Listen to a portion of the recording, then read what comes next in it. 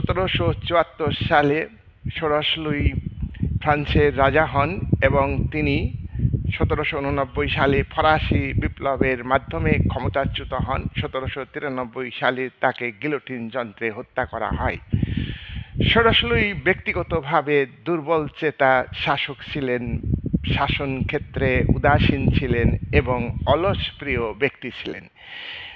যে সময়ে ফ্রান্সে পঞ্চদশ লুই ক্ষমতাচ্যুত হন, সেই সময়ে ফ্রান্সের অর্থনৈতিক, সামাজিক, রাজনৈতিক ক্ষেত্রে যে সংকট, সেই সময় একটা শক্তিশালী শাসকের, দক্ষ শাসকের প্রয়োজন ছিল।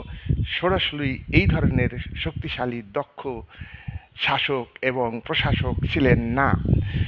ষোড়শ লুই দীর্ঘদিন ধরে ফ্রান্সে চলে আসা পূর্ব রাজতন্ত্র, স্বৈরাচারী রাজতন্ত্র, ঈশ্বর প্রদত্ত ক্ষমতার উপর প্রতিষ্ঠিত